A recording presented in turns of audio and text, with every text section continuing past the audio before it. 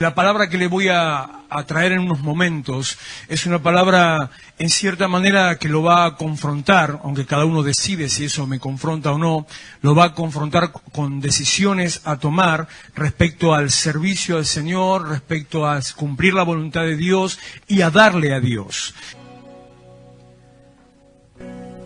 Segunda de Reyes, capítulo 6. Tuve ayer una experiencia anoche, una experiencia extraña y muy particular respecto de esta palabra. Aparentemente se va totalmente fuera de foco de lo que venimos hablando, aunque la palabra de Dios es solamente una y tiene relación completa desde el principio hasta el final. Pero anoche en un momento estaba meditando. Como dije, creo que fue el domingo, me parece, dije, hablando conmigo mismo, discutiendo conmigo mismo. Y pensando, entre otras cosas, le decía al Señor, ¿cuál es la salida a la situación angustiante que algunos están viviendo en esta época? Porque como dijo la pastora y como lo decimos en cada reunión, estamos viviendo tiempos difíciles. Estamos pasando tiempos angustiantes. Creo que la mejor definición, la mejor palabra es esa, angustiantes. Porque cuando usted le presta su oído, cuando usted le abre su corazón, cuando le presta incluso su razonamiento, su pensamiento a las cosas que están pasando, el resultado inmediato, lo que pasa en nuestras vidas inmediatamente es angustia. Se encuentra encerrado, se encuentra sin una alternativa, se encuentra sin salida, siente que tiene puertas cerradas alrededor, siente que está aprisionado, siente que si la cosa avanza, y que no pase eso, pero si la cosa avanza, empieza hasta su cuerpo a reaccionar, siente desesperación, puede tener alguna que otra reacción física, puede hasta tener un ataque de pánico, llegando a un extremo hacia lo que vamos, por las situaciones que se están viviendo en nuestro país y que se viven alrededor. Pero el Señor tiene no solamente un propósito, sino que el Señor también tiene una palabra para que nosotros estemos atentos a qué es lo que debemos y no debemos hacer y cómo salir de estas situaciones. Y cuando yo todo esto lo pensaba con Dios, porque lo pensaba así, discutiendo conmigo, pensándolo con Dios, el Señor pone en mi corazón unas palabras de un versículo, ni siquiera un versículo, unas palabras, 2 o 3 palabras de un versículo. Que ahora yo se lo voy a leer, encima palabras bastante raras. Y me quedé ahí y digo, ¿y esto qué tiene que ver? ¿Qué tiene que ver el vino con la sopa? Digo, yo no tiene nada que ver. Entonces voy ahí, busco, ni sabía dónde estaba el texto, busco el texto, encuentro el texto, me pongo a leer el texto y el Señor me empieza a hablar, precisamente de las situaciones que nosotros estamos viviendo. Antes de seguir por esto, le vuelvo a repetir, aunque lo voy a decir dentro de un rato nuevamente, la palabra de Dios dice en el Salmo 91, versículo 7, caerán a tu lado 1000. ¿Y qué más? ¿Y qué más? Caerán a tu lado 1000, 10.000 a mi diestra, 10.000 a tu diestra, pero a mí no me llegará. Usted tiene que orar con esa palabra, tiene que repetir esa palabra, tiene que declarar esa palabra. No es un truco mágico, no es una fórmula espiritual, no es estar haciendo hechicería, es creer lo que Dios dice.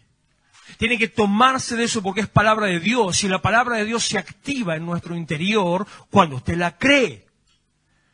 Entonces si usted la cree, la tiene que decir, declarando que la cree y que esto va a ser realidad. Porque va a ser realidad sobre aquellos que lo declaren y que lo crean. Que aunque pase todo lo que pase, venga todo lo que venga, se sacuda todo por como quiera, a usted no le va a afectar. El miércoles dije, hice una referencia, digo, me acuerdo una vez hace un tiempo que Claudio dijo, aunque el dólar llegue a 30, había dicho él, no a 50. Le pregunté ayer, a 30, bueno, ya lo pasó, viejo. ¿Y ahora qué hacemos? No importa. Ninguna circunstancia me va a mover del propósito, del plan de Dios y de la fe en el Señor. Si tengo que tomar una palabra, un instante, una palabra más humanista o más tal vez incluso política o en lo económico, le digo sencillamente, tengo 52 años, no he vivido demasiadas de estas cosas, pero las he vivido. He visto en mi casa las crisis y todo tipo de circunstancias. Hemos sobrevivido. Así que no va a ser la primera de la que se vive y ojalá sea la última, aunque no creo que sea la última. Esto va a seguir estando hasta que en la nación, hasta que el pueblo todo empiece a mirar a Jesucristo. El Señor nos está poniendo a nosotros en un momento particular, a nosotros como iglesia, me refiero, en un momento particular donde cuando todo alrededor es caos, la iglesia se empieza a levantar para que la gente empiece a buscar y a seguir como referencia a la iglesia. Se los dije hace unas semanas, apunto a eso, que llegue un momento tal, algunos me escuchan esto, me tratan de hereje, de antibíblico, qué sé yo. Total, me dicen tantas cosas que una mano no hace nada. Que llegue un momento tal donde ni siquiera haya que hablarle a alguien de Dios, no haya que predicar, que no haya que evangelizar, que se termine la evangelización. Apunto a eso. No se van a quedar sin trabajo, tranquila, no le pongas así. Apunto a eso, ¿por qué? Porque la iglesia va a tomar tal relevancia en medio de la sociedad que en los momentos de crisis, en los momentos de oscuridad, en los momentos de zozobra, cuando está todo así temblando, automáticamente la gente mire a la iglesia. Habíamos empezado la reunión, hoy, 8:05, 8:10, me llaman por teléfono de la municipalidad para pedirme una asistencia. Escuché lo que le voy a contar. Me llama por teléfono el subsecretario de Gobierno a ver si podíamos intervenir y en cierta manera asistir a una iglesia de un barrio cerca, porque había habido una situación, un problema. Sí, estas cosas raras pasan acá nomás. Parece ser que, no sé si los pastores o alguien de la iglesia llamó a la municipalidad para pedirles ayuda porque había un hombre que los estaba atacando. A mí no se me ocurriría nunca llamar a la municipalidad si llega a pasar eso, llamaría a la policía, pero bueno, llamaron a la municipalidad manda la guardia comunal. Cuando llega la guardia comunal, el problema no era que la gente estaba agrediendo a la iglesia, sino que el problema era que la gente ya no se aguantaba más el escándalo que hacía la iglesia. Entonces la gente se estaba manifestando en la puerta de una iglesia para que la corten. Cuando llega la guardia comunal, la gente agarró los cascotazos del patrullero y se tuvo que ir. Entonces me dice, el subsecretario de Gobierno me dice, pastor, a ver si pueden hacer algo porque en esa iglesia hay algo raro.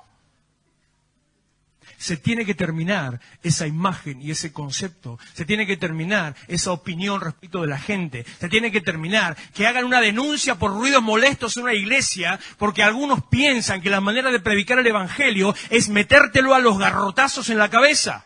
No funciona así, ¿eh? No funciona. Pero va a llegar el momento donde la iglesia va a estar levantada, exaltada por Dios en tal manera que la gente va a mirar como un referente y va a decir, mi lugar de refugio, eso es una palabra, es un texto bíblico, mi lugar de refugio, mi lugar de paz. Y usted va a estar presente en medio. Y eso va a suceder. No importa lo que pase alrededor, agárrese firme y fuerte de la palabra del Señor. Segunda de Reyes, capítulo 6, versículo 24. Algunos párrafos los voy a leer más rápido, algunos son medio difíciles de entender, pero voy a tratar de explicárselo. 6:24. Después de esto aconteció que Ben-Hadad, rey de Siria, reunió todo su ejército y subió y sitió a Samaria. Y hubo gran hambre en Samaria a consecuencia de aquel sitio. Un sitio es cuando las fuerzas enemigas, un ejército, se pone alrededor, en este caso de la ciudad, impidiendo que la gente entre y salga, impidiendo el comercio, impidiendo que entraran incluso alimentos. Como si hiciera una barricada, era una forma de ataque, una estrategia de guerra. Tanto que la cabeza de un asno se vendía por 80 piezas de plata y la cuarta parte de un cap de estiércol, 2 kilos, de estiércol de palomas. Mire lo que vendían, caca de paloma.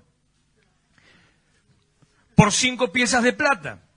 Y pasando el rey de Israel por el muro, una mujer le gritó y dijo, salva, rey, señor mío.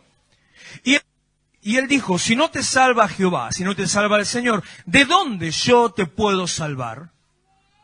¿Acaso del granero? ¿Acaso del lagar?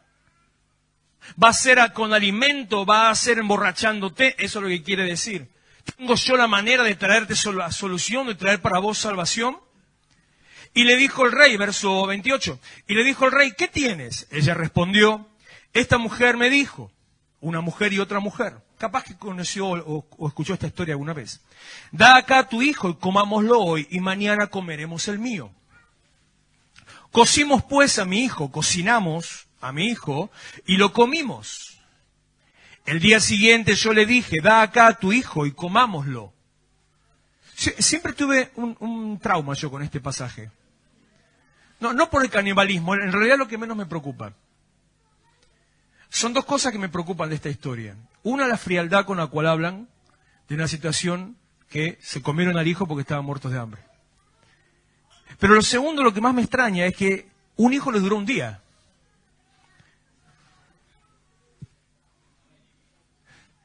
Claro, o estaba desnutrido el pibe, o con un pibe comieron 100, no sé. Porque se les terminó, el hijo se le terminó al día siguiente. Entonces, la madre del primer comido, nos tomamos a risa, pero es terrible lo que estamos diciendo. Va a reclamarle a la otra que habían hecho un pacto de entregar a sus hijos mutuamente, le va a reclamar, bueno, poné tu hijo al fuego. Y esta otra, aquí sigue, donde me quedé, versículo 29, el día siguiente yo le dije, da acá tu hijo y comámoslo, mas ella ha escondido a su hijo. Cuando el rey oyó las palabras de aquella mujer, rasgó sus vestidos y pasó así por el muro, y el pueblo vio el cilicio. Cilicio era una ropa como de arpillera, una ropa que demuestra lamento, llanto, que está mostrando una situación de pesar. El pueblo vio el cilicio que traía interiormente sobre su cuerpo. Esa situación, que tal vez es algo un poco dramática, podría rozar lo cómico, como le decía recién, podría uno pensar que es mentira. Hay registros históricos, tanto en Israel como en otras naciones, donde el canibalismo realmente está en medio de las situaciones de hambruna desesperante como esta. Piense que la gente estaba muriéndose de hambre. Más allá de esa situación específica que, le repito, puede ser morbosa o graciosa o como usted quiera tomarlo, está mostrando la situación en la que el pueblo se encontraba. Está hablando de los precios. El versículo anterior, de ese es el versículo que me habló el Señor, el verso 25. Tanto que la cabeza de un asno se vendía por 80 piezas de plata y la cuarta parte de un cab de estiércol de palomas por 5 piezas de plata. Donde está diciendo, en nuestro léxico, en nuestra manera, está diciendo que estaban comprando paja a precio de oro.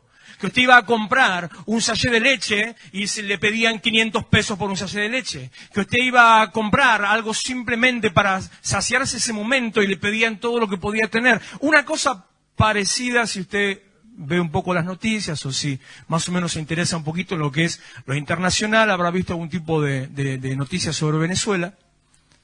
Habrá visto algunos de esos, estuvieron circulando unas fotos donde mostraban cuántos kilos de plata, porque lo hacían a propósito para equiparar cuánto pesaba el dinero comparado a cuánto pesaba el producto, cuántos kilos de plata eran necesarios para unos pocos gramos de carne, en ese caso.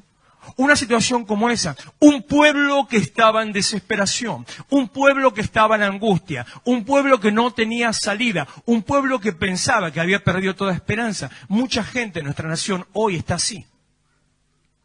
También al mismo tiempo hay muchos otros que están saltando porque se están llenando de plata mal. Hay muchos de esos también. Pero dejémoslo eso para otro momento y enfoquémonos en aquellos que están angustiados. Hoy es la oportunidad, esta época es la oportunidad para que la iglesia se ponga de pie. Una vez más es la oportunidad, como tantas veces a lo largo de la historia, para que la iglesia se ponga de pie. Hace un mes o 2 meses, por otra situación, cuando comenzó en el país con la discusión del tema del aborto, hablamos algo respecto de este punto. Que lo que nosotros nos preocupamos y hasta llegamos a decir, tal vez, no haga esto, llegamos a decir, ¿dónde está Dios? Que pasan todas estas cosas. Bueno, Dios está justamente ahí. Dios está precisamente soltando la mano, permitiendo que pasen estas cosas, y permítame una licencia, provocando que pasen estas cosas, para que la caída en crisis haga que la gente mire a Dios. Si usted no mira con una visión solamente humana, esto puede parecer cruel. Puede sonar hasta morboso, puede sonar a que está jugando.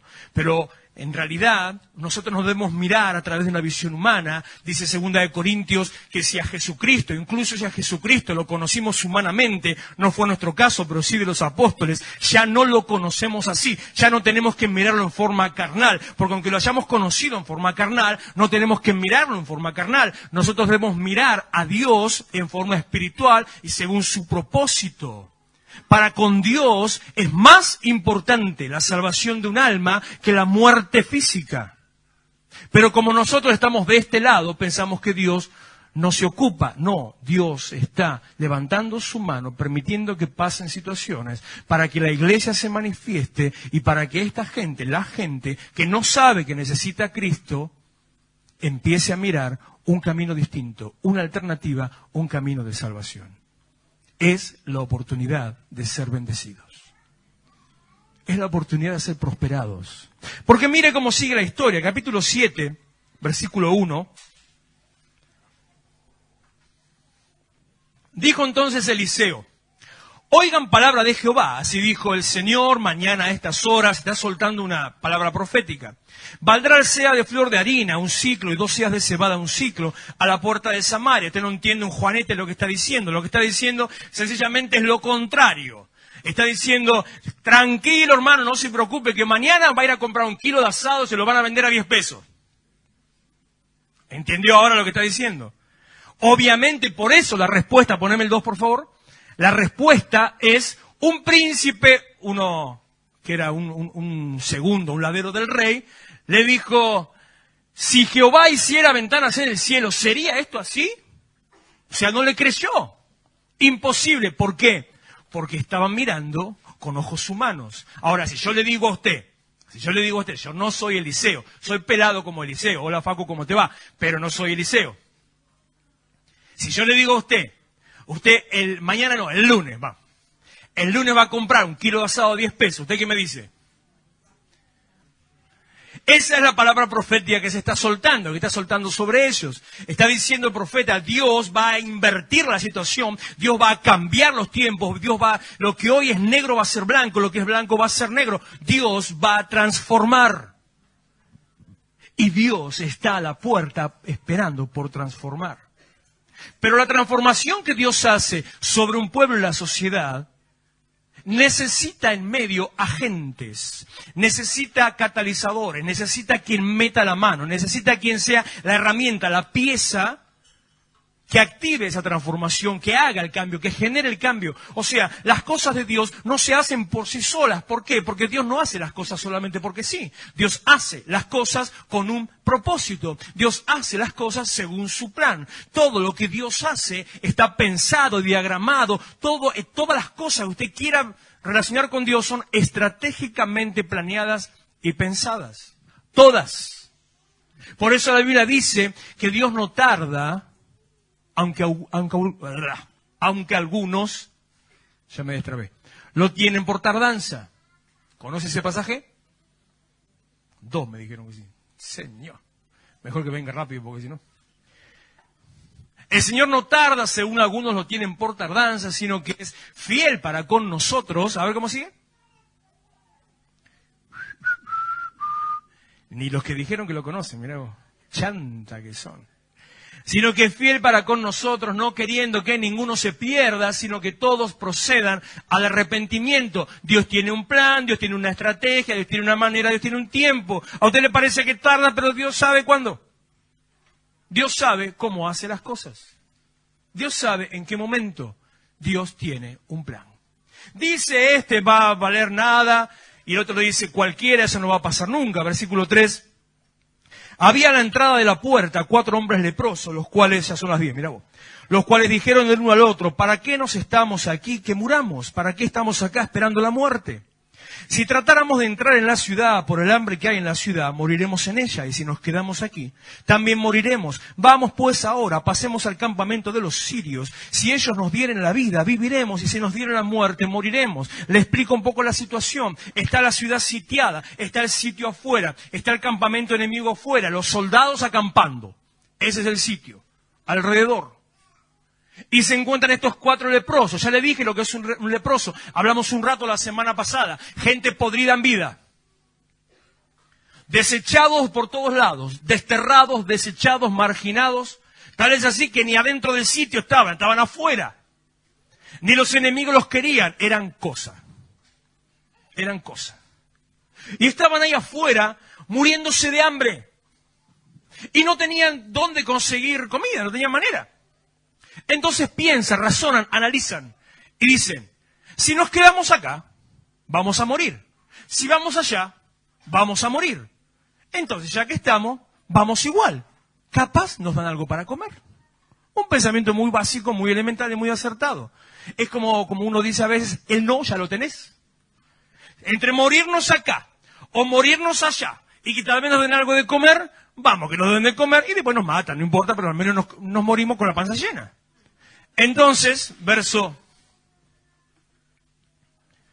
5, se levantaron pues al anochecer para ir al campamento de los sirios, y llegando a la entrada del campamento de los sirios, no había allí nadie. ¿Tomó cuenta del énfasis? ¿Notó la palabra resaltada? ¿Se dio cuenta dónde puse un acento?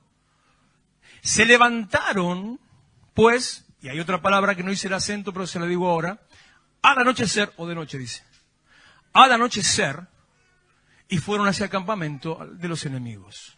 Primero, no importa su situación, no importa su miseria, no importa su desesperación, no importa la crisis en la que se encuentre, no importa que usted esté pensando que ya no tiene cómo vivir, no importa que usted esté pensando que no le queda opción ni posibilidad, no importa que usted crea que ya está muerto, ¡levántese!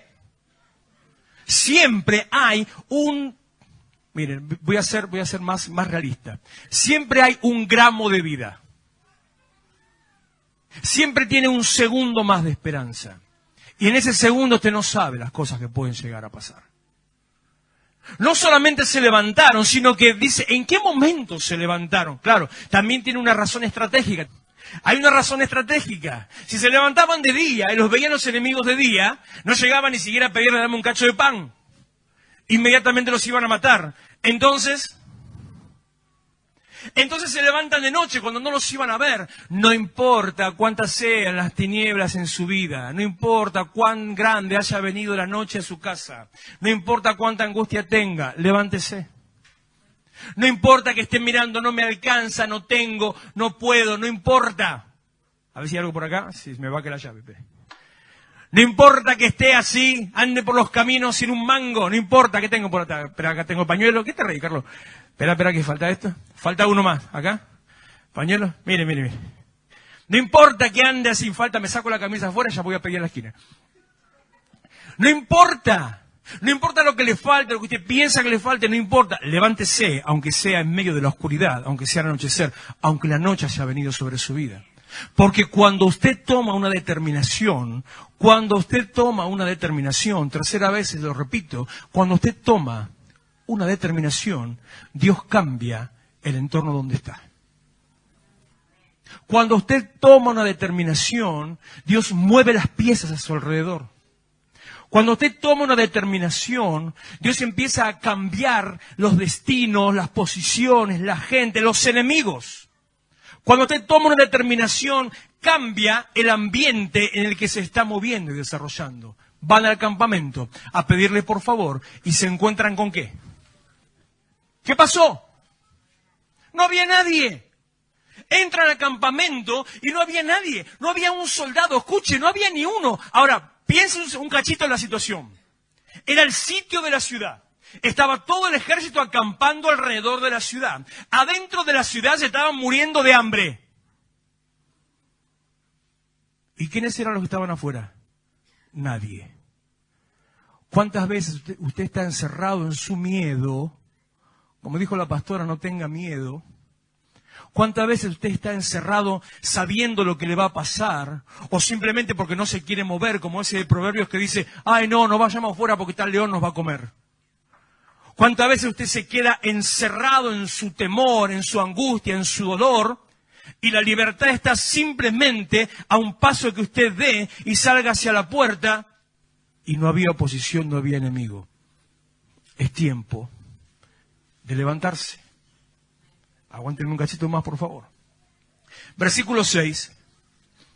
Porque Jehová había hecho que en el campamento de los sirios se oyese estruendo de carros, ruido de caballos, estrépito de gran ejército, y se dijeron unos a otros, he aquí el rey de Israel ha tomado a sueldo contra nosotros a los reyes de los heteos y los reyes de los egipcios, para que vengan contra nosotros. Y así se levantaron y huyeron al anochecer, abandonando sus tiendas, sus caballos, sus asnos, y el campamento como estaba, y habían huido para salvar sus vidas. Dios hizo que esta gente escuchara que venía un ejército. De tal manera escuchaban los animales, escuchaban los caballos, escuchaban los burros, escuchaban las armas, las espadas, escuchaban todo. ¿Y cuál era el ruido que había afuera? ¿Qué ruido había afuera? No, repetí, por favor. La Biblia dice, es más bienaventurado dar que recibir. La Biblia dice que donde usted siembra, el Señor le devuelve, me molesta este hilo colgando ahí, el Señor le devuelve al 30, 60, al 100 por 1. La Biblia dice que cuando usted activa, Dios cumple o Dios genera eso que usted está activando. La Biblia dice lo que le dije al principio, la palabra se activa cuando usted la cree. Dios tomó el caminar lastimoso de 4 hombres podridos y convirtió esos pies que se arrastraban yendo a buscar un pedazo de pan, los convirtió en ruido de caballos, ruido de mulas y de asnos y de espadas que estaban listas para atacar al enemigo. Si te levantás en fe, si clamás como decíamos en la administración, no importa cuál sea tu situación, tu condición, si levantás tu voz al cielo, si declarás los cielos abiertos, no mirando lo que te falta, lo que te pasa, lo que te duele, no haciendo caso de lo que te dicen estos tiempos son todo el mundo, no, ¿para qué? Quédate quieto, no hagas, no te muevas, no, tenés cuidado, no que el dólar. No le tenga miedo al dólar, no le tenga miedo al gobierno, no le tenga miedo a Dios nada más. Ni al diablo, cucaracha inmunda, zaparrastroso, reventado y porquería. Ya está, ya dice catarsis. No le tenga miedo, tenga temor de Dios, cumpla la voluntad de Dios, póngase en el propósito de Dios, camine por el camino que Dios le prepara, tome las postas que Dios le pone en ese camino y usted va a ser bendecido y usted va a ser prosperado. Dios convirtió esos pies que se arrastraban en ruido de un ejército que iba sobre la tierra. Pero la historia no termina acá. ¿Tiene un ratito más? ¿Me espera un cachito? Temprano. Versículo 8.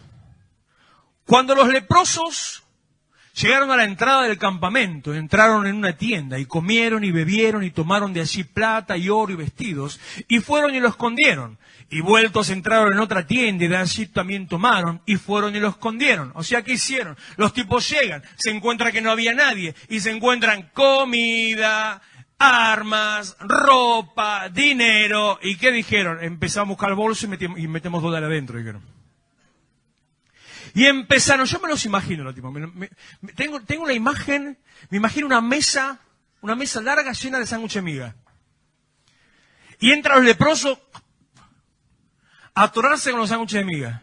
Y cuando ya se comieron todos, salen de ahí, van a otra carpa y se encuentra otra mesa con sándwiches de miga. Y siguen, y siguen. En un momento a reventar, ya dijeron, pará, ¿qué estamos haciendo? Versículo 9. Se dijeron uno al otro, no estamos haciendo bien. Estamos haciendo mal. Nos vamos a empachar acá. Hoy es día de buenas noticias. Ellos habían sido testigos. Ellos no sabían que no solamente eran testigos, ellos eran generadores. Ellos no sabían que lo que había pasado era por sus propias vidas, era por su propia acción. Ellos pensaban que simplemente, no está mal, jefe. No sabían que ellos eran los causantes. Vos podés ser el causante de un cambio a tu alrededor, un cambio en tu casa, un cambio en tu destino. Vos podés ser el causante de tu condición económica. Vos podés ser el cambiante, la causa de que cambie la condición en tu casa. Vos podés ser el causante de la bendición en tu familia, aunque ni te des cuenta. Es más, no tenés por qué darte cuenta. Porque Dios te está usando para ser agente de cambio. El que lo hace es Dios. Y si te dieras cuenta, solamente te vas a fanfarronear, te vas a agrandar y no vas a permitir que Dios sobre. Si no te das cuenta, te vas a gozar al ver la sorpresa de lo que Dios hizo. Pero sobre tu vida, en tu vida, a través de tu vida, Dios va a cambiar tu vida, tu casa, tu familia, tu sociedad y toda nuestra tierra. Es tiempo hoy es día de buena nueva, de buenas noticias. Y nosotros callamos y si esperamos hasta el amanecer, nos alcanzará nuestra maldad. Vamos pues ahora, entremos y demos la nueva en casa del rey. Vinieron pues y gritaron a los guardas de la puerta de la ciudad y les declararon diciendo, nosotros fuimos al campamento de los sirios y aquí que no había allí nadie, ni voz de hombre sino caballos atados, asnos también atados y el campamento intacto. Se levantan y van a golpear la puerta de la ciudad, van a llamar al palacio, le dicen a los guardias del rey, se fueron los sirios y está lleno de comida y hay ropa. Y hay torta ricota, dijeron. Hoy es día de buenas noticias. ¿Sabe cómo se dice buena noticia en griego? Buena noticia en griego se dice evangelio. Evangelio. Es una frase compuesta de dos palabras. Literalmente, en griego es euangelion. No es la de los caballeros zodíacos, ese es otro. Pues estabas pensando ese es otro. Buenas noticias. El evangelio, la proclamación de la obra de Dios son buenas noticias. Es tiempo de buenas noticias. Es día de buenas noticias. ¿Qué buenas noticias? Hay una manera distinta de vivir. Hay una salida. Hay una salida para el caos, hay una salida para la crisis, hay una salida para la angustia, hay una salida para la desesperación, hay una manera de decirle a los demás, a tu vecino, a tu amigo, al conocido, al barrio, hasta a tu suegra, mirá, le puedo decir, no tenés por qué vivir así. A la suegra también, ¿eh?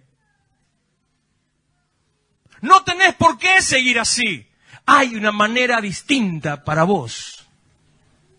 Pero no terminé todavía. Sigue un poquito más. Versículo 11. Los porteros gritaron y lo anunciaron dentro en el palacio del rey. Y se levantó el rey de noche y dijo a sus siervos, yo les declararé lo que nos han hecho los sirios. Ellos saben que tenemos hambre y han salido de las tiendas y se han escondido en el campo, diciendo, cuando hayan salido de la ciudad, los tomaremos vivos y entraremos en la ciudad. Este tenía el espíritu de Guillermo. Todo es una conspiración. Y son los Rosacruces que están mezclados con los Illuminati, dice Guillermo. Esto es lo que están haciendo, quieren que salgamos para lincharnos en la puerta, no les crean.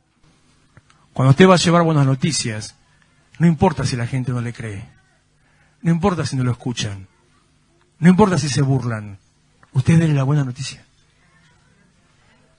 No importa si te miran con cara rara, no importa si se te burlan, no importa si, como le pasó a uno de nosotros en estos días, a uno de ustedes quiero decir, no importa si le estás dando buena noticia y te escupen. No importa. Dele la buena noticia.